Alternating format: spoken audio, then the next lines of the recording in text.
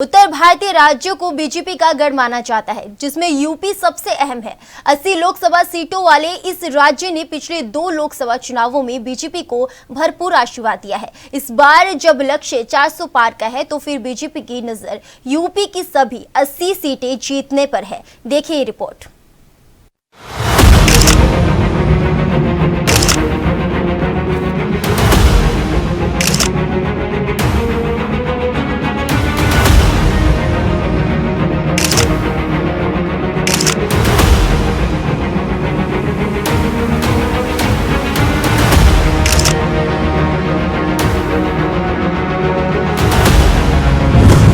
कहते हैं कि दिल्ली की गद्दी का रास्ता यूपी से होकर गुजरता है। चुनावी नतीजों में कोई भी दल जब तक यूपी में अच्छा प्रदर्शन नहीं करता, तब तक केंद्र की सत्ता पाना आसान नहीं होता।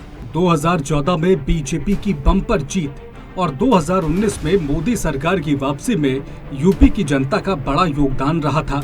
दोनों ही लोकसभा चुनाव में यूपी ने बीजेपी को भर भर कर सीटें दी थी, जिसकी वजह से प्रचंड बहुमत के साथ मोदी ने सत्ता पाई थी।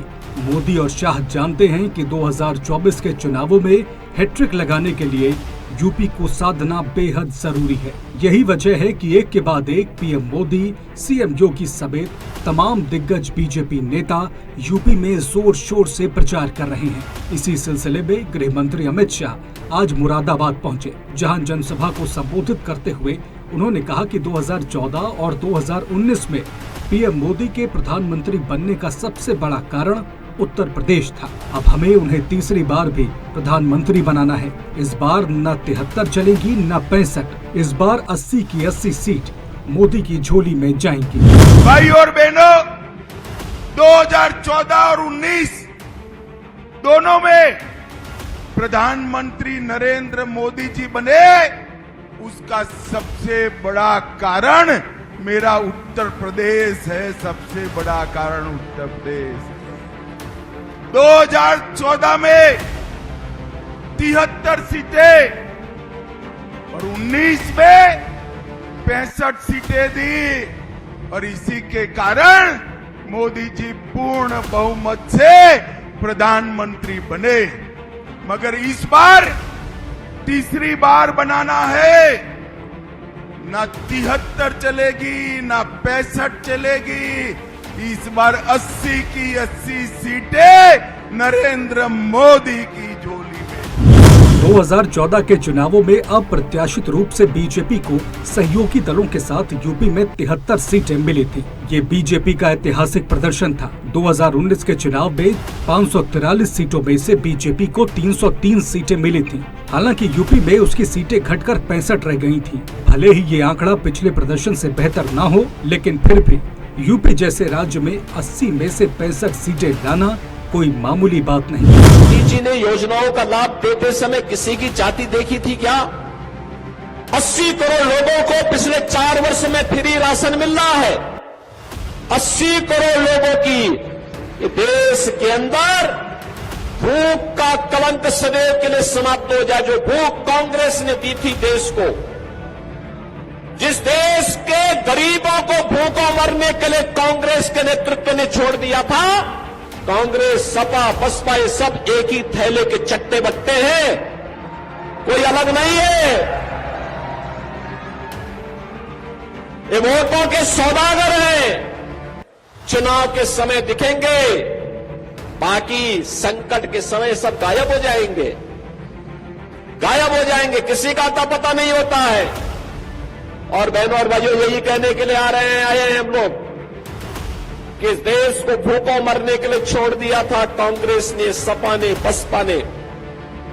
देश को 80 करोड़ लोगों को फ्री में राशन मोदी जी के नेतृत्व में मिल रहा है, अगले 5 वर्ष तक निरंतर मिलेगा।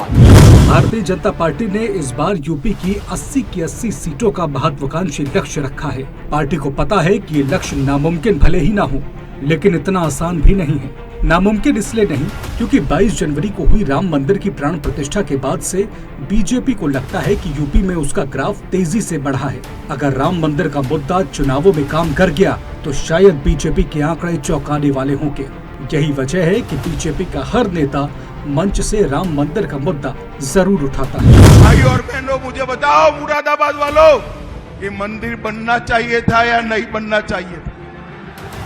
जोर से बोलो, बनना चाहिए था या नहीं बनना चाहिए?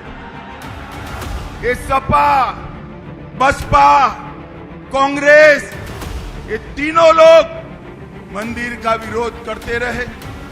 मोदी जी ने बना भी दिया, प्राण प्रतिष्ठा भी कर दिया, और आगे मैं बताना चाहता हूं, इनको निमंत्रण भेजा गया 22 जनवरी का, वो प्राण प्रतिष्ठा में सम्मिलित भी नहीं हुए, क्योंकि उनको अपनी वोट बैंक का डर लगता है, अपनी वोट बैंक का डर लगता है। भाई और बहनों, मैं आज मुरादाबाद वालों को कहने आया हूं, जिन्होंने सालों तक ये मंदिर को बनने नहीं दिया, उनमें इतनी नैतिक हिम्मत भी नहीं है कि प्राण प्रतिष्ठा के वक्त मंदिर की प्राण प्रतिष्ठा में उपस्थित रह जाए। चिंता मत करिए, उनको जो करना है वो करे। भारतीय जनता पार्टी की सरकार है, नरेंद्र मोदी प्रधानमंत्री है। सिर्फ राम मंदिर नहीं, बाबा विश्वनाथ का दरबार भी सजाया, महाकाल लोक भी बना, बद्री धाम, केदार धाम पुनर्जीवित हुए, और सोमनाथ का मंदिर भी सोना का बनाने का काम अभी चल रहा है। संसद में पीएम मोदी अब की बार 400 पार का नारा दे चुके हैं। उन्होंने बीजेपी के लिए भी 370 सीटों का गगनचुंबी लक्ष्य निर्धारित किया है। जब टारगेट इतना बड़ा हो तो एक एक सीट की कीमत बहुत होती है। ऐसे में यूपी जैसा राज्य, जहां से लोकसभा की 80 सीटें आती हो, फोकस में तो रहेगा ही। Election desk, ANB news.